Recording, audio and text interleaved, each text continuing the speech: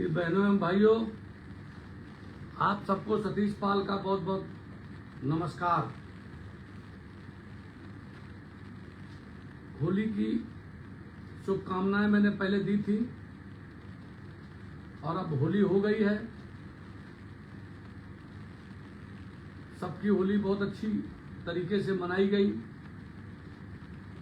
और पुनः उसकी शुभकामनाएं। दोस्तों, मैं होली के बारे में एक बात कहता हूं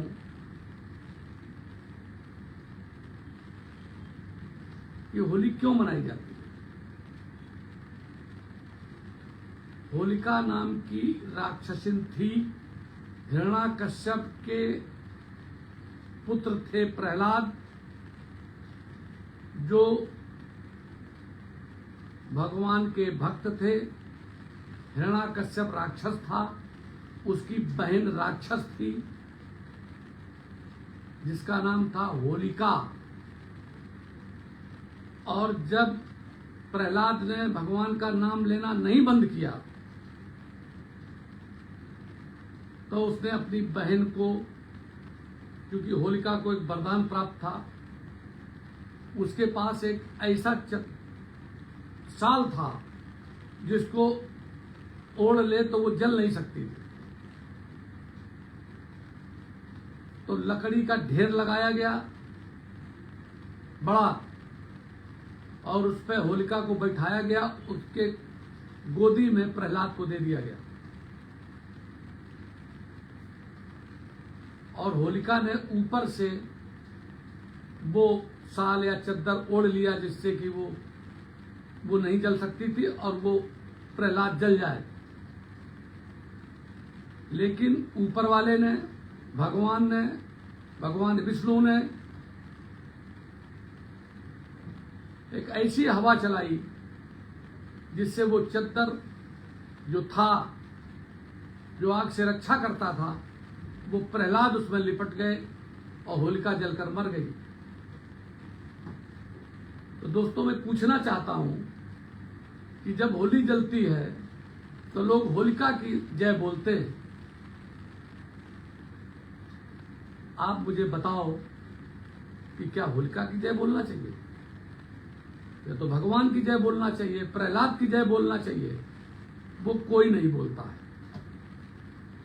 ये किस्सा मैंने आपको इसलिए सुनाया है कि कबीरदास जी कहते हैं कि रंगी को नारंगी कहे तर माल को खोया, चलती को गाड़ी कहे देख कबीरा रोया।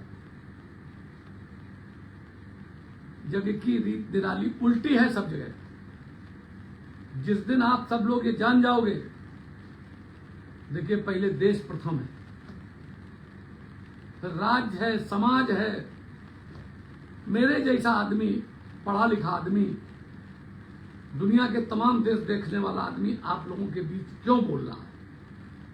मैं समझ रहा हूं कि आने वाला कल क्या है, आप लोग नहीं समझ पा रहे हो। हालांकि पूरे देश में मुझे जो समर्थन मिल रहा है, क्योंकि जीत सत्य की होती है, जीत धर्म की होती है।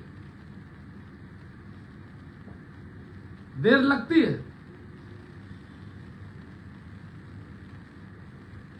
तो होलिका की जय बोलने वाले लोग और उसके बाद शराब पिएंगे और रंग जने कैसा क्या क्या करते हैं, झगड़े होते हैं। जने कितने लोग होली में मर गए हैं पूरे देश में। जो सनातन धर्म है, जो हिंदू धर्म है, दीपावली पे भगवान राम के वापस जाने पे मनाई जाती है। उस पे जुआ खेलना, शराब पीना, उस पर भी होता है। खूब जुआ खेलते लोग और होली पर ये शराब पी करके और ये काम होता है। तो मैं चाहता हूं, आप सबको समझाना चाहता हूं कि राय राय सब चलें, राय छोड़ तीन चलें। शायर, शेर और सपूत। तो सपूत बनो। मैं ये कहना चाहता हूं कि आपके पूर्वज, जिसको पूरी दुनिया में जिनका नाम है, अहिल्याबाई होलकर का, मल्हारराव होलकर का, मल्हारराव होलकर जी का परसों था, उनकी जयंती थी, मल्हारराव होलकर। जिन्होंने अहिल्याबाई होलकर को खोजा, 9 साल की उम्र में अपने लड़के के साथ शादी करी और भेड़ बकरी चराते हुए वहां से लेकर के, क्योंकि भोले बाबा की भक्त थी। देखा कि कोई भी लाव लश्कर का उसके ऊपर असर नहीं पड़ा। दोस्तों, राष्ट्रीय स्वयंसेवक संघ अहिल्याबाई होलकर का ही देखिए 300वां जन्मदिन 31 मई को है, लेकिन पूरे साल मनाया जा रहा है। तमाम हर बिरादरी के लोग, मैं एक दिन देख रहा था कि लोगों को, महिलाओं को अहिल्याबाई होलकर सम्मान दिया जा रहा है उनके नाम पर, और सब जगह चर्चा होती कि उनसे ज्यादा निष्पक्ष, निर्भीक, न्यायप्रिय कोई शासक नहीं हुआ, रानी नहीं हुई, इसीलिए उनको लोक माता कहा गया। अभी अभी मैं गया था मध्य प्रदेश में, भिंड जिले में, लाहौर के पास रावतपुरा सरकार का आश्रम है।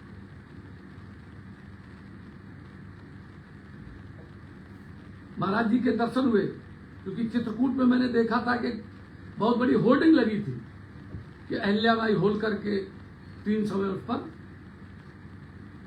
भागवत कथा हो रही थी। वो 7 दिन महाराज जी ने कराई, रावतपुरा सरकार ने। आपके पूर्वज हैं और महाराज श्री करा रहे हैं,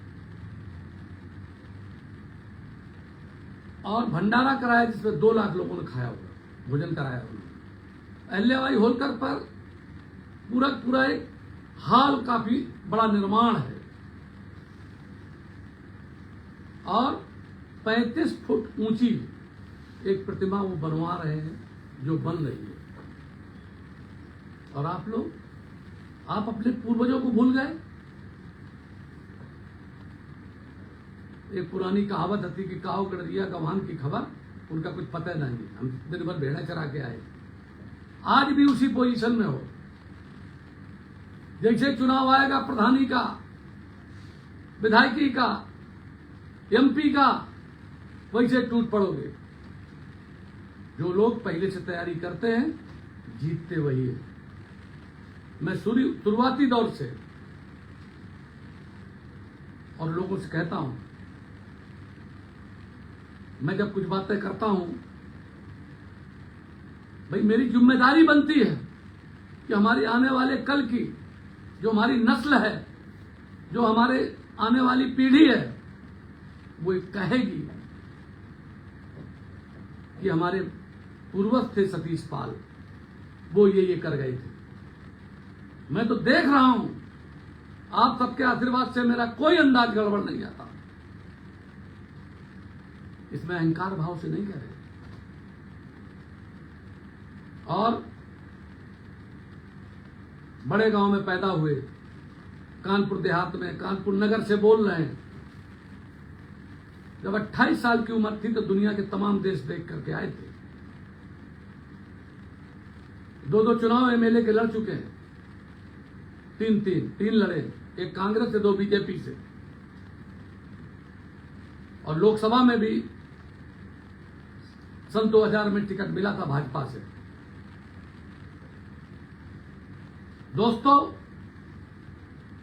अगर हम समाज के लिए नहीं करेंगे तो कौन करेगा? लेकिन आप लोग अगर साथ नहीं देंगे, इसीलिए चाहते हैं कि ये जो 31 मई को पूरे देश में मनाई जाएगी जयंती, लेकिन अभी जो मनाई जा रही है, तो मैंने उसमें प्लान किया है, योजना बनाई है कि 31 मई के पहले दिल्ली में एक ऐसा कार्यक्रम हो जाए जिसमें 2-4-5 हजार आदमी इकट्ठा हो पूरे देश से, कि 31 मई को किस तरीके से मनाया जाएगा। कम से कम लोगों के बीच संदेश जाए कि जिस कौम में पैदा हुई थी अहिल्याबाई होलकर, चरवाहा समाज में, गड़रिया समाज में, वो समाज के लोग भी इतने जागरूक हैं, उनके वारिस लोग, कि वो भी कर रहे हैं।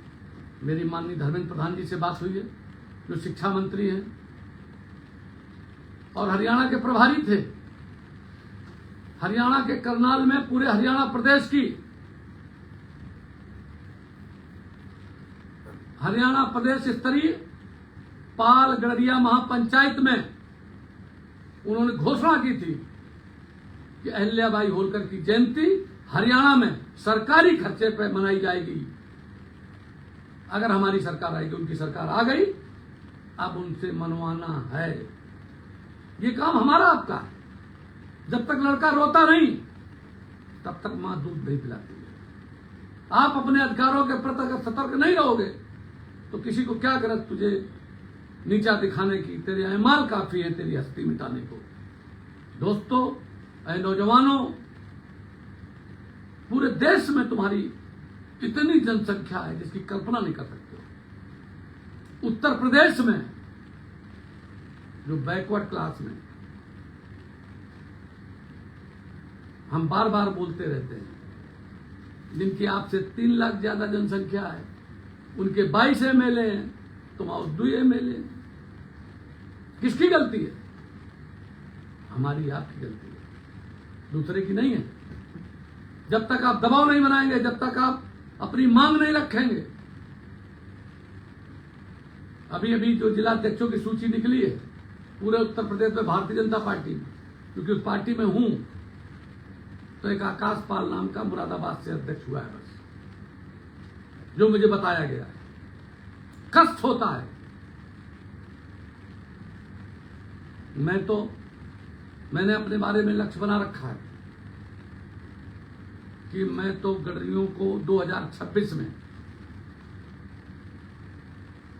अन्य जातियों में सर्वोच्च बना दूंगा। और उसके लिए मैंने कई बार बोला है कि सब लोग नशा बंद कर दो, सर्वोच्च हो गए। सत्य बोलो, सर्वोच्च हो गए। मेहनत करो, सर्वोच्च हो गए। जोखिम उठाओ, सर्वोच्च हो गए। परिहित करो, सर्वोच्च हो गए। आपके बारे में कहा जाता है कि आप बहुत ईमानदार लोग होते हो। गडरिया बहुत सच्चा और ईमानदार होता है। फिर ये फर्जी सर्टिफिकेट कहां थे? शेड्यूल कास्ट का लिए घूम रहे हो। मैं बार बार इस बारे में कहता हूं, मैं पढ़ा लिखा हूं, वकालत पास हूं कि सोनभद्र में वो कौम रहती है धंगर 27 नंबर पर। उस कौम का सर्टिफिकेट आप सब लेते हो। एक दिन आप सुप्रीम कोर्ट में मुकदमा हार जाओगे और सारी चौपट हो जाएगा। इसलिए बार बार कहता हूं, समझाता हूं, बहुत से लोगों को समझ में आ गई है। उसमें मैं कहता हूं नीखरों को कि धंगरों का सहयोग करो। अब जितने लोगों ने बनवा लिया है, जो कुछ हो गया है, उसमें सब में मिलकर लड़ाई लड़ो। मैं सतीश पाल आपके साथ हूं। लड़ाई जीतनी है, हर तरीके से लड़ो, हम तुम्हारे साथ हैं। यह भी कहता हूं, लेकिन बैठ के बात करो। जब नेता समझदार नहीं होता, जिस कौम का नेता समझदार होता है, बुद्धिमान होता है, दूरदृष्टा होता है, सहनशील होता है, विद्वान होता है, वही कौम, वही देश, वही राज्य तरक्की करता है। आप देख लीजिए नरेंद्र मोदी जी को, त्याग और तपस्या के बल पर आज भारत के प्रधानमंत्री हैं। जो आदमी, मैं उनकी एक इंटरव्यू सुन रहा था, 2 साल वो हिमालय पर तपस्या की, घर छोड़कर चले गए, शादी हुई और छोड़कर चले गए, समाज के लिए पूरा अपना जीवन दे दिया, राष्ट्र के लिए समर्पित कर दिया। कन्नौज में भाषण दे रहे थे माननीय प्रधानमंत्री जी कि मैं पिछड़े समाज से आता हूं। और उसके पहले मैंने कहा था एक आदमी से जो वीर सिंह अब अध्यक्ष हो गया है कि मैं आज माननीय प्रधानमंत्री जी से कहूंगा कि आज पिछड़े का आरक्षण अलग कर दो, अब की बार सरकार आवे। और जैसे ही नीचे आए तो मैंने उनसे कहा, तो उन्होंने कहा आपकी बात, वीर सिंह बोले कि आपकी बात तो माननीय प्रधानमंत्री जी ने माइक से कह दी है, मंच से कह दी है कि मैं पिछड़े समाज से आता हूं। दोस्तों, लड़ाई होनी चाहिए। पिछड़े की जातियां इकट्ठे हो जाओ। गडरिया है, काछी है, तेली है, तमोली है, नाई है, बारी है, लोधी है, कहार है, केवट है, प्रजापति है, कुम्हार है। ये सब 70% है। और 30% वाले एक कौम है जो कुर्मी कौम कही जाती है, उसके 42 MLA हैं। उत्तर प्रदेश में आबादी 7.4% है बैकवर्ड की। 2001 में 56 लाख थी और तुम्हारी है 33 लाख। और तुम्हारे 2 उनके 42, उनके मिनिस्टर, उनके 9 लोकसभा सदस्य, राज्यसभा सदस्य, तुम्हारा एक भी राज्यसभा सदस्य नहीं है, तुम्हारा एक भी लोकसभा सदस्य नहीं है उत्तर प्रदेश से। और जब कोई कहता है तो हम लोग अछूत जात नहीं है, शेड्यूल कास्ट नहीं है। वो जो शेड्यूल कास्ट की सूची, अछूत जात की सूची आपको कोई समझा नहीं पाता, आपको बताता नहीं है, क्योंकि आपका नेता, जब नेता दिग्भ्रमित करता है, नेता जब बरगलाता है, लोग बरगलाने में आ जाते हैं, क्योंकि लोगों की शिक्षा कम है। दोस्तों, आप सब तैयारी करो। 13 तारीख को बात हो रही, माननीय धर्मेंद्र प्रधान जी के पिताजी अभी एक्सपायर कर गए हैं, तो कार्यक्रम की उनकी और हमारी बात हो जाए कि 13 अप्रैल को इतवार का दिन है, बैसाखी का दिन है। उस दिन अगर हो जाता है, अभी मैं आपको 2-4 दिन में और कन्फर्म करूंगा, लेकिन तैयार हो जाओ और जिसके जिसके पास ये हमारी आवाज पहुंचे। हमारे इसमें आता है 40-40 हजार आदमी देखता है, और अगर आप दिल्ली में आ जाओगे तो तुमको न्याय मिल जाए। लेकिन आप तो फेसबुकिया लोग हो, फोन पर देख लेते हो, लाइक कर देते हो, शेयर कर देते हो, ये जरूरी है करना, और पूरे पूरे सुनते हो। लेकिन लोहिया जी ने कहा था कि नेता के गुण कि बोले और डोले और लंगोटी का सच्चा हो, बाजार का अच्छा हो। आप सबको मैं आह्वान करता हूं, मेरी बात मान लो, मैं हाथ जोड़ रहा हूं आपके, कि आप लोग एक दिन का अपना समय करके दिल्ली के जहां भी मैं कहूं वहां पर बस आ जाओ। 10,000 15,000 जितना हो सके, जो सुनो, जिनके पास पहुंचे, अपने आने वाली पीढ़ी के लिए, उनकी नौकरियों के लिए, एमएलए बनने के लिए, एमपी बनने के लिए, प्रधान बनने के लिए, ब्लॉक प्रमुख बनने के लिए, जिला परिषद सदस्य बनने के लिए, जिला पंचायत अध्यक्ष बनने के लिए, और नौकरियां चाहने के लिए, प्रगति के लिए, पैसे वाला बनने के लिए, ये समय आपको देना पड़ेगा, देना पड़ेगा, देना पड़ेगा। नहीं दोगे तो बहुत पछताओगे। मैं सतीश पाल आपसे हाथ जोड़ करके निवेदन कर रहा हूं, नेताओं की बात मत मानना। और मैं सतीश पाल अगर कोई गलत बात कह दूं, अभी एक हमारे ऊपर कन्नौज में एक जानलेवा हमला हुआ। आप जानते हो ये देश जब गुलाम हुआ है तब कहां चले गए थे मुच्छर वाले, कहां चले गए बुद्धिमान लोग, कहां चले गए लठ कलेक्टर। 1000 वर्ष देश गुलाम रहा, ये वो देश है। और आपके भाई को बरगला लिया जाएगा, समझा दिया जाएगा कि तुम्हें ये बना देंगे। ये देश वो देश है कि स्वामी दयानंद सरस्वती जिन्होंने अंधविश्वास के खिलाफ लड़ाई लड़ी, उनको उनके रसोईया से जहर दिला दिया गया। हमारे साथ भी बहुत साजिशें हो रही हैं और कन्नौज से हो रही हैं। आप लोग सब जानते हो, नाम नहीं लेना चाहते हैं। मैंने पुलिस को लिख करके दिया है, मेरे पास वीडियो हैं। मैं सत्य के रास्ते पर चलता हूं, इसलिए मेरा ऊपर वाला मेरी रक्षा करता है। दिल्ली की तैयारी करो। उसी दिन मैंने तैयारी कर दी थी जब मेरे पर हमला हुआ था। और अहिल्याबाई होलकर का, मैंने अहिल्याबाई होलकर नगर बनवाया कानपुर में। देखो यहां मूर्ति लगवाई, एक बड़ी मूर्ति लगवा रहा हूं। बाबा विश्वनाथ का मंदिर अहिल्याबाई होलकर ने बनवाया। पूरे देश में 2000 से ज्यादा मंदिर अहिल्याबाई होलकर ने बनवाए। हम उनके सब वंशज हैं। आज मैं पूरे देश के कड़रियों की तरफ से, पाल समाज की तरफ से, और जो पूरे देश के लोग हैं चरवाहा समाज की तरफ से,